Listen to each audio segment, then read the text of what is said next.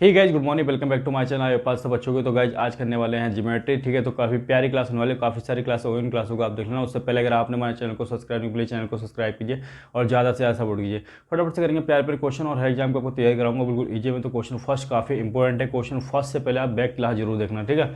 तो back class में मैंने सब कुछ आपको बता दिया है। अब एक केस इस तरह का आ सकता है आपके पास, जैसे ये दे दिया जाए, ठीक है। एक तो बताया था मैंने ये, ठीक है, कि आपको इस तरह का डायरेक्ट कॉमन 10 दे दिया जाता है। जैसे ये है, मैंने बनाया, ठीक है, इस तरह का, ठीक है। और ये C1 है और ये C2 है, ठीक है। इस तरह से आपको दे दी जाती है। और R1, ये R1 हो गया, R2 दे दी जाती है। तो इस केस में हमेशा R1 R2 क्या होती है, ऐड होती है, ठीक है। आप बैक क्लास जरूर देखना, इसको बोलते हैं डायरेक्ट कॉमन टेंजेंट। और एक केस ये आता है, ये दो सर्किल दे दिए जाते हैं और ये आती है आपकी ट्रांसफर कॉमन टेंजेंट, ठीक है। और इसमें रेडियस दे रखी है और रेडियस दे रखी है C1 और C2, ठीक है। R1 R2 रेडियस दे रखी होती है। अच्छा, एक केस जो बताने वाला हूँ, ये दोनों बैक क्लास में करा दिए हैं, सही से देख लेना, ठीक है। एक ये आएगा और दूसरा ये आएगा इस बार, ठीक है।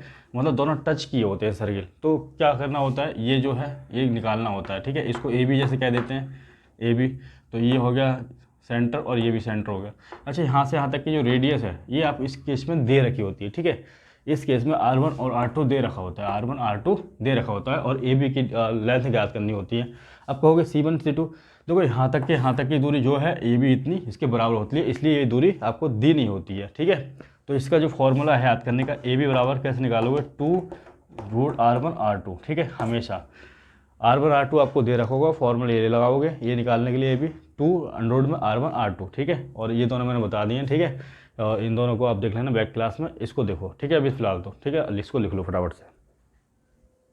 आइए क्वेश्चन नंबर सेकंड कर लेते हैं। क्वेश्चन नंबर सेकंड में क्या कहा गया, find the length of the direct common tangent of the circle, ठीक है। रेडियस दे रखिए 8 और 3 centimetre. Find distance between circle कितनी दे रखी है, 13 सेंटीमीटर देख रहे हैं। यानी कि आपको दे रखा है, जैसे अब ये है सर्किल, ठीक है। तीनों क्वेश्चन करेंगे एक एक ये दे रखा है, ठीक है। ये दे रखी है, ये कौन सी है, डायरेक्ट कॉमन टेंजेंट, ठीक है, AB, ठीक है।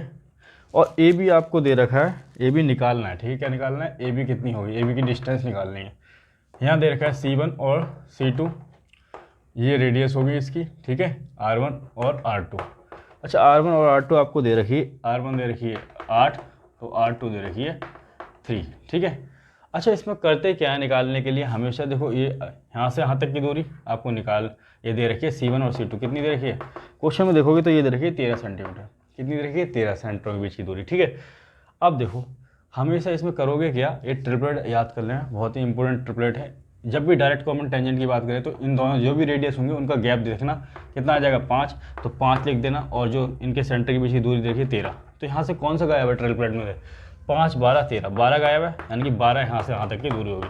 तो डायरेक्ट निकालने का तरीका ये है, ठीक है। हमेशा आपको ट्रिपलेट याद होना चाहिए, ठीक है।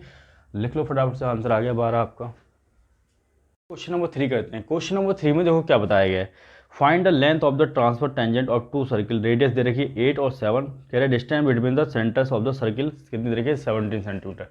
इस तरह आपको ट्रांसफर दे रखा है, ठीक है। मतलब एक सर्किल ये होगा, दूसरा सर्किल ये होगा।